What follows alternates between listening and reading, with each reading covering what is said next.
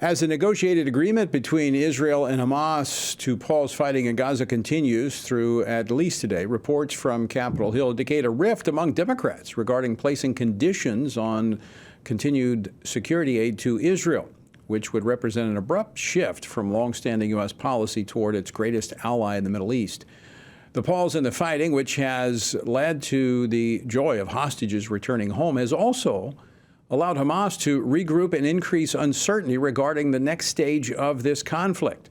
Joining me now to discuss this and more is Major Doron Spielman, a spokesman for the Israeli Defense Forces, which is the national military of the state of Israel.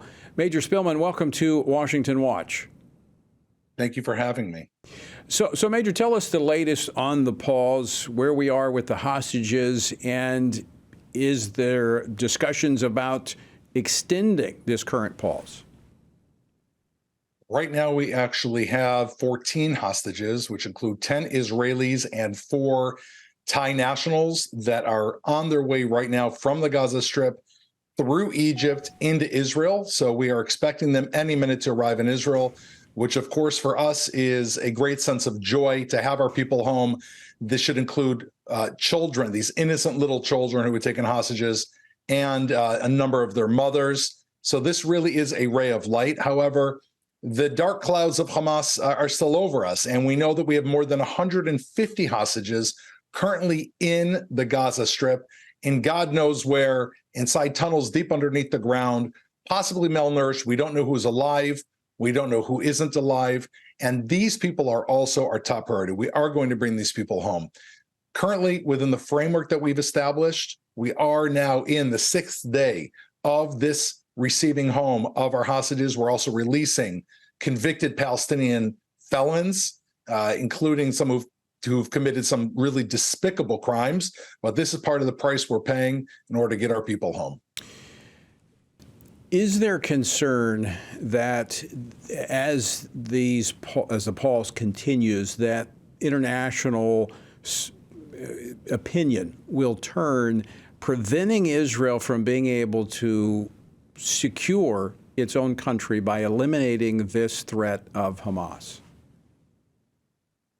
I think if people really were to consider this conflict, let's say, in their backyard, and they have a murderous regime who came into their own neighborhood, massacred their neighbors, lit their houses on fire, people they know were burnt alive, people they know, including sweet children in their children's school, were taken off and brought back to Gaza as hostages.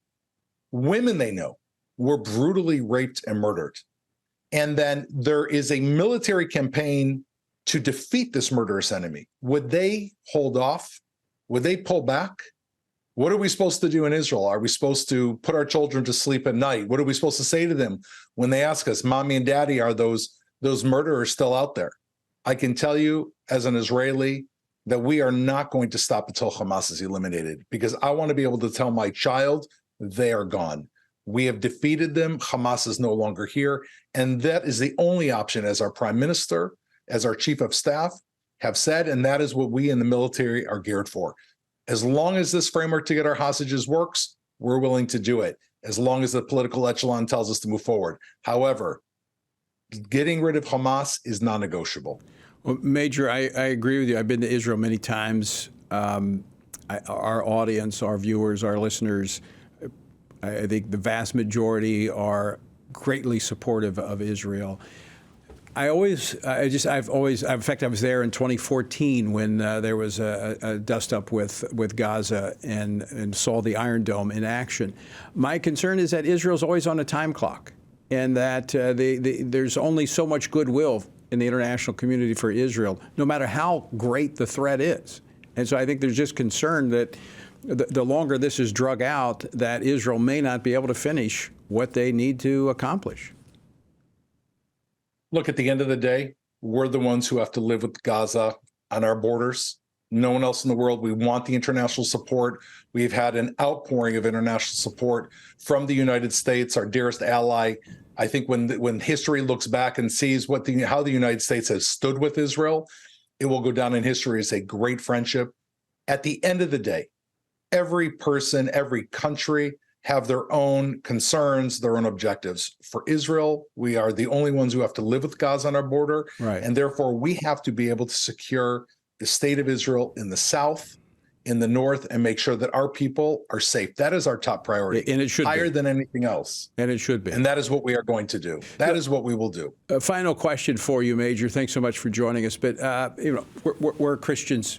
Most of our audience, Christians here in the United States. How can Christians here in America continue to pray for and support Israel? First of all, I think the outpouring of prayers throughout the world is heard. And we know that we feel the prayers. Israel is a place that prayers are often directed, especially Jerusalem. And while we've suffered greatly, we're also having phenomenal achievements, and we're looking very positively. After 2,000 years of the Jewish people having no army, having been exiled from the state of Israel, we're back in Israel. We have an army finally to defend us, the Israeli Defense Forces, and we're going to succeed in what we're doing. And all the thoughts and all the prayers and all the support is not only greatly needed, it's felt. And that feeling gives us strength both in the battlefield and when we're home with our families, and in everything we're doing to keep the state of Israel alive and well. Well, Major, we are praying for the peace not only of Jerusalem, but all of Israel. And we hope that that peace comes quickly. Thanks so much for joining us today. Thank you.